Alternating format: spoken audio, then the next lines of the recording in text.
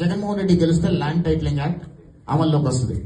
Land titling act అమల్లోకి వస్తే మీ భూములు ఏవి కూడా మీ దగ్గర ఉండవు. మీ భూములన్నీ కూడా ప్రభుత్వ ఆధీనంలో ఉంటాయి.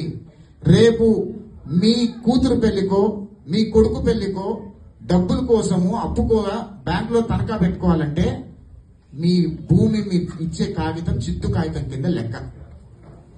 జగన్మోహన్ రెడ్డి గెలిచాడు ఆంధ్రప్రదేశ్ రాష్ట్రంలో పొరపాటున మన దరిద్రం బాలేక గెలిచాడు అంటే ఆంధ్రప్రదేశ్ రాష్ట్ర ప్రజల భూములు ఏవి కూడా వాళ్ళవి కావు.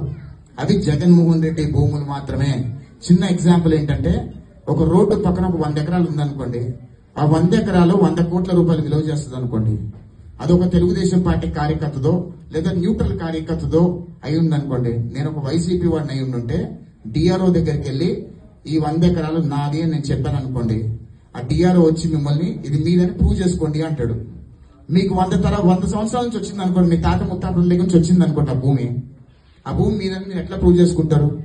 లింక్ డాక్యుమెంట్స్ ఉండాలి, చాలా తతంగాలు ఉంటాయి దానికి. మీరు ప్రూవ్ చేసుకోలేరు కాబట్టి ఆ డిఆర్ఓకి 100 కోట్లు ప్రాపర్టీ కాబట్టి డిఆర్ఓ 10 కోట్లు ఇచ్చారంటే ఆ ప్రాపర్టీ నా పేరు మీదకి వచ్చేస్తుంది. ఇది జరగబోతుంది. This is actually called land titling act. అందుకనే దయచేసి ప్రజలందరికీ చెప్పండి, రాష్ట్ర వ్యాప్తంగా ఉన్న మీ నియోజకవర్గాలలో మీరు కూడా డోర్ టు డోర్ క్యాంపెయిన్ చేసి తలా 2 ఓట్లు మార్చగలిగితే వైసీపీ వాళ్ళకి జగన్మోహన్ రెడ్డి వల్ల ఆంధ్రప్రదేశ్ రాష్ట్రం ఎలా సర్వనాశనం అయిపోయిందని చెప్పగలిగితే ఆంధ్రప్రదేశ్ రాష్ట్రం బంపర్ మెజారిటీతో తెలుగుదేశం పార్టీ కూటమి గెలవబోతుంది. రెండో విషయం ఏంటంటేనండి, ఇక్కడ ఆంధ్రప్రదేశ్ రాష్ట్రంకి పట్టిన దరిద్రం జగన్మోహన్ రెడ్డి.